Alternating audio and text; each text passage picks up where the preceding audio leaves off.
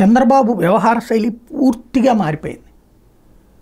2004కి ముందు ఎన్నికల సందర్భంలో ఎలా ఉండేవారో అలాంటి తరహా వ్యవహారం. జనంలో ప్రతి క్షణం ఆ జనం దగ్గర నుంచి మాట్లాడుతుండడం, వింతపత్రాలు తీసుకుంటాం, అంశాలు టేకప్ చేయడం, పాయింట్ రైజ్ చేస్తుండటం, అట్లాగే కార్యకర్తలకు భరోసానిస్తుండటం, మరొక వైపున అధికార యంత్రాంగ పని ఎప్పటికప్పుడు సెటరైట్ చేసుకోవడం, సూచనలు ఇవ్వడం, సలహాలు ఇవ్వడం, అన్ని వైపుల నుంచి జాగ్రత్తగా చేసుకుంటూ వెళ్తున్నారు.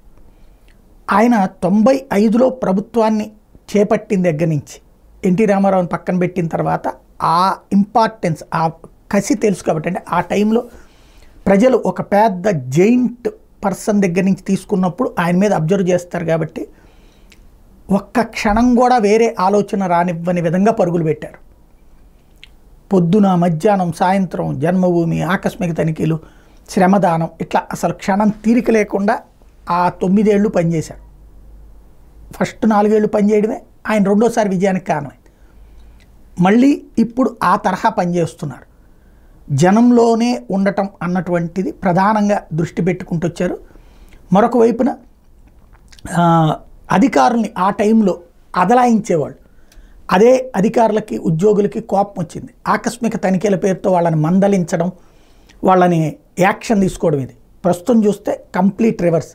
ప్రభుత్వ ఉద్యోగులతో చాలా సామరస్యంగా ఉంటున్నారు, బాధ్యతగా ఉంటున్నారు, వాళ్ళతో జాగ్రత్తగా ఎలాంటి ఠలాయించకుండా బాధ్యతగా చెప్పుకొస్తున్నారు. అంటే ప్రజల దగ్గర మళ్ళీ 2004కి ముందు బాబయ్యారు. అలాగే ఈ అధికారుల దగ్గర సరికొత్తదైనటువంటి కాన్సెప్ట్ అయ్యారు. మరోవైపున ప్రజా దర్బార్ లాంటి కార్యక్రమాలు పేరు పెట్టకుండా వచ్చిన వాళ్ళందరి దగ్గర కాగితాలు తీసుకోవడం అన్నటువంటి దాని ద్వారా ప్రజల్లో ఉంటానంటున్నారు. ఇంకొక వైపున మీడియాతో ఎప్పటికప్పుడు, అది మాత్రం మీడియా డార్లింగ్, ఆయన మీడియా వాళ్ళకి మాత్రం ఎప్పుడు సమాధానం చెప్తూనే ఉంటారు. అదొక రూటు సాగిపోతుంది.